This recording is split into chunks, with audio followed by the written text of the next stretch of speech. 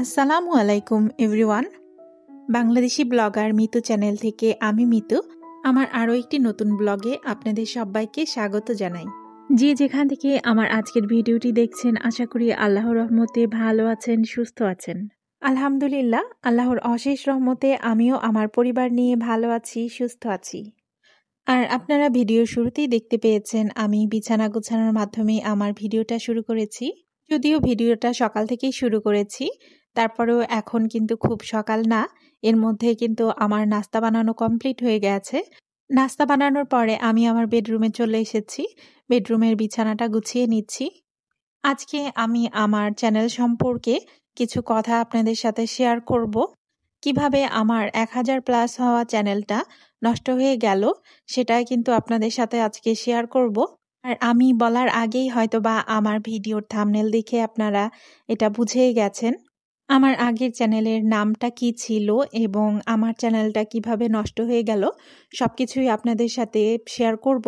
তবে তার আগে আপনাদের কাছে আমার ছোট্ট একটা অনুরোধ, ভিডিওর এই পর্যায়ে এসেও যারা এখনো আমার সাথে রয়েছেন তবে একটা লাইক দিতে ভুলে গেছেন, আপনাদের কাছে আমার রিকোয়েস্ট, আমার ভিডিওটিতে একটা লাইক দিয়ে সম্পূর্ণ ভিডিওটি কন্টিনিউ করবেন। আর অবশ্যই কমেন্ট এবং শেয়ার করতে ভুলবেন না। আপনার একটা সুন্দর কমেন্ট আমার ভিডিও বানানোর আগ্রহটা আরও বহুগুণে বাড়িয়ে দিবে। আর আমার ভিডিওটি দেখতে দেখতে যদি ভিডিওর কোনো অংশ সামান্য পরিমাণেও ভালো লেগে যায় তাহলে অবশ্যই আমার চ্যানেলটিকে সাবস্ক্রাইব করে রাখবেন এবং পাশে থাকা বেল আইকনে প্রেস করে রাখবেন যেন আমি নতুন কোনো ভিডিও দেওয়ার সাথে সাথেই আপনাদের কাছে নোটিফিকেশন পৌঁছে যায় আর আপনারা আপনাদের সময় সুযোগ মতো ভিডিওটি দেখে নিতে পারেন। আপনাদের একটা লাইক, কমেন্ট, শেয়ার এবং সাবস্ক্রাইব আমার জন্য খুবই গুরুত্বপূর্ণ, কারণ আপনার একটা লাইক, কমেন্ট, শেয়ার এবং সাবস্ক্রাইবের জন্য আমার ভিডিওটি আরও অনেকের কাছে পৌঁছে যাবে আর আমাকে সামনে এগিয়ে যেতে সাহায্য করবে। প্লিজ প্লিজ আমাকে সাপোর্ট করে আমার পাশে থাকবেন। আর এই তো আমার বেডরুমের বিছানাটা গুছিয়ে তারপর আমি চলে এসেছি আমার রুমের টিভি ক্যাবিনেটের ওপরের অংশটা পরিষ্কার করে নিতে। আর এই তো দেখতেই পাচ্ছেন আয়ন নাস্তা করছে। ওকে আজকে পরোটা ভেজে দিয়েছিলাম, সাথে মিষ্টি ছিল ফ্রিজে, ওটাই দিয়ে দিয়েছি। আর আমি এবং আয়নের বাবা কেউই সকালবেলা ভারী নাস্তা করি না, আমরা দুইজনেই কিন্তু ডায়েটে আছি, তাই সকালবেলা ডিম সেদ্ধ, কলা আর সাথে প্রোটিন পাউডার খাই। এখন আমরা দুজনেই কিন্তু এই প্রোটিন পাউডারটাই খাচ্ছি। আর আমরা যে নিয়ম ফলো করে ডায়েট করছি এতে কিন্তু আমাদের ওজনটাও কমে যাচ্ছে আর বেশ দ্রুতই কিন্তু ওজন কমছে। একদিন আপনাদের সাথে আমি আমার ডায়েট প্ল্যানটা শেয়ার করব। আমি এখন প্রোটিন পাউডারটা গুলে তারপর খেয়ে নিব।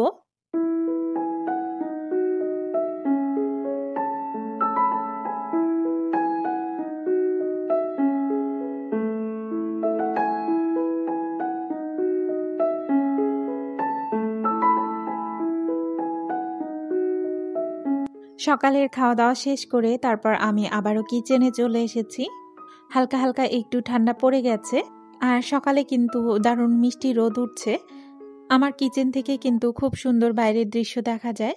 আমি রান্না করতে করতে, কাজ করতে করতে কিন্তু দেখি অনেক সময় দেখা যাচ্ছে মন খারাপ থাকলেও এই জানালাটার পাশে যখন দাঁড়াই সবুজের সমারোহ আর প্রাকৃতিক দৃশ্য দেখে মনটা অবশ্য ভালো হয়ে যায়। আর আপনাদের সাথে কথা বলতে বলতে আমি চুলায় ভাত বসিয়ে দিয়েছি। আর আজকে দুপুরে মাছের ডিম ভুনা করব, তার জন্য কিন্তু আমি মাছের ডিমটা ভিজিয়ে দিচ্ছি। আমার বাসায় সাধারণত মাছের ডিমের বড়া বানিয়েই খাই, তবে আজকে মনে হলো মাছের ডিমের ভুনা করি। আর সাথে রান্না করব মিষ্টি কুমড়া এবং পুঁইশাক দিয়ে চিংড়ি মাছ, তার জন্য কিন্তু চিংড়ি মাছটা ভিজিয়ে দিচ্ছি। আর আমি চিংড়ি মাছ ফ্রিজে রাখলে সব একসাথেই রাখি, অল্প একটু পানি দিলেই কিন্তু এভাবে ছেড়ে যায়। আমার যখন যেটুকু প্রয়োজন হয় ওইটুকুই ছাড়িয়ে নিই। চিংড়ি মাছটা একটু দেরি করে ভিজিয়েছি, কারণ চিংড়ি মাছটা ভিজতে কিন্তু খুব বেশি সময় লাগে না, 4-5 মিনিটের মধ্যেই ভিজে যায়। এবার আমি আমার আগের চ্যানেলটা নিয়ে আপনাদের সাথে কথা বলবো। আমার আগের চ্যানেলটাতে 1000+ সাবস্ক্রাইবার ছিল আর এটা 4 মাস আগের কথা বলছি। এতদিনে হয়তোবা আরও অনেক অনেক সাবস্ক্রাইবার বেড়ে যেত। তো ইউটিউবে কাজ করতে করতে হঠাৎই আমার মনে হয়েছিল আমি আর ইউটিউবে কাজ করব না, ইউটিউবে কাজ করা ছেড়ে দিব। তাই হুট করে একদিনের মধ্যেই সিদ্ধান্ত নিই চ্যানেলটা ডিলিট করে দিব। চ্যানেলটা ডিলিট করার আগে আমার হাজব্যান্ড এবং আমার ছেলে বলেছিল চ্যানেলটা যেন একবারে ডিলিট না করি, চ্যানেলটা যেন হাইড করে রাখি। তো আমি তখন ভেবেছিলাম আমি যেহেতু কাজ করবই না, সেহেতু চ্যানেলটা রেখে তো আর লাভ নেই। সেদিন সাথে সাথেই কিন্তু আমি চ্যানেলটা ডিলিট করে দিয়েছিলাম। তবে কয়েকদিন পরেই কিন্তু আমার মনে হয়েছে আবার আমি নতুন করে ইউটিউব শুরু করি। তারপরে কিন্তু শুরু হয়ে গিয়েছিল আমার চ্যানেল ফেরত আনার চেষ্টা। বারবার অনেক চেষ্টা করার পরেও আমার চ্যানেলটা ফেরত পেতে আমি ব্যর্থ হই। আর ওই চ্যানেলটার নাম ছিল মিতুস ব্লগ অ্যান্ড কিচেন। তারপর ভাবলাম আর বৃথা চেষ্টা না করি, আমি আরেকটা নতুন চ্যানেল খুলি। আর তখন আমি একটা নতুন চ্যানেল খুলেছিলাম। তবে কিছুদিন ভিডিও দেওয়ার পরে আবারও আমি ভিডিও দেয়া অফ করে দিই, প্রায় 2 মাসের মতো। কারণ আমার আগের চ্যানেলটায় যে পরিমাণে ভিউ হতো, আপনারা যে পরিমাণ ভালোবাসা নিয়ে ভিডিওটা দেখতেন, পরের চ্যানেলটায় কিন্তু ওইরকম ভিউ হচ্ছিল না। আর তার মধ্যে আমি ট্যুরে গিয়েছিলাম, আর তারপরেও আমার ভাইয়ের বিয়ে ছিল, এজন্য ভিডিওটা দেওয়া হয়নি।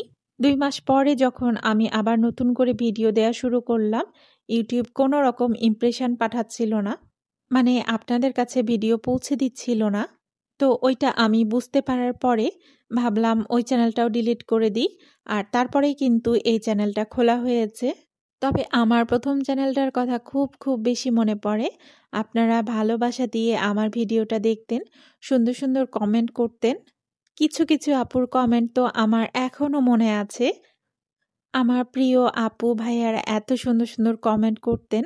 মাঝে মাঝে তো আমার মন খারাপ থাকলেও এত সুন্দর সুন্দর কমেন্ট দেখে মনটা কিন্তু ভালো হয়ে যেত। আমার ওই চ্যানেলটাকে আমি যেমন মিস করি, তেমন কিন্তু আমার প্রিয় আপুদেরও আমি মিস করি অনেক। আর এই তো আপনাদের সাথে কথা বলতে বলতে কিন্তু আমি দুপুরের রান্নার প্রস্তুতি নিয়ে নিচ্ছি। গতকাল রাতেই আমি মিষ্টি কুমড়া এবং পুঁই শাক কেটে রেখেছিলাম। আর আমি কিন্তু এই কাজটা প্রায় সময় করে থাকি। দেখা যাচ্ছে রাতের বেলায় সবজিগুলো কাটাকুটি করে রাখলে দিনের বেলা অনেকটা ঝামেলা কমে যায় কাজের। এভাবে কিন্তু রাতের বেলা আমি অনেক কাজই গুছিয়ে রাখি। একদিন আমি আমার রাতের রুটিনটা আপনাদের সাথে শেয়ার করব। আর ওই ভিডিওতেই কিন্তু দেখতে পারবেন আমি রাতের বেলা কি কি কাজ গুছিয়ে রাখি।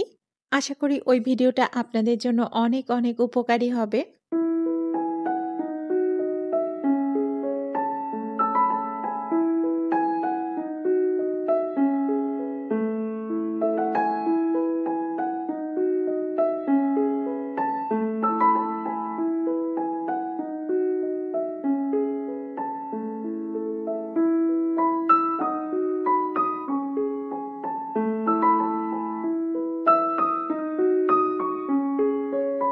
আর এই তো সবকিছু রেডি করে তারপরে আমি চুলায় রান্নাটা বসিয়ে দিয়েছি। প্রথমে আমি মিষ্টি কুমড়া দিয়ে পুঁই শাক দিয়ে চিংড়ি মাছটা রান্না করে নিব। আর এভাবে মিষ্টি কুমড়া দিয়ে পুঁই শাক চিংড়ি মাছ দিয়ে রান্না করলে খুব বেশি মজার হয় খেতে। আমি আর আয়নের বাবা কিন্তু এই সবজিটা খুবই বেশি পছন্দ করি। মসলা এবং চিংড়ি মাছ ভেজে নেওয়ার পরে আমি মিষ্টি কুমড়া আর পুঁই শাকটা দিয়ে দিচ্ছি। আমি এবং আয়নের বাবা এই সবজিটা পছন্দ করলেও আয়ন কিন্তু তার উল্টো। এই সবজিটা সে দেখতে পারে না বললেই চলে, কারণ এর মধ্যে মিষ্টি কুমড়া থাকে তাই। আয়ন মিষ্টি কোনো তরকারি পছন্দ করে না, যেমন ঝিঙ্গা, ধুন্দল, মিষ্টি কুমড়া এই টাইপের কোনো সবজি কিন্তু সে পছন্দ করে না। যাই হোক, ওর জন্য তো আর এগুলো খাওয়া বাদ রাখতে পারি না। পুঁই শাক এবং মিষ্টি কুমড়া তরকারিটা রান্না শেষে তারপর আমি মাছের ডিমটা ভুনা করে নিচ্ছি। মাছের ডিমটা কিন্তু আবার আয়ন খুব পছন্দ করে। মাছের ডিম হলে কিন্তু আর তার অন্য কোনো তরকারিও লাগে না, এরকম একটা অবস্থা। আর আমি রান্নাবান্না সব শেষ করে তারপর কিচেনটাকে পরিষ্কার করে নিব। সন্ধ্যা পর্যন্ত আমার আর কোনো কাজ নেই। আর এই তো কাজ করতে করতে আপনাদের থেকে বিদায় নিয়ে নিচ্ছি।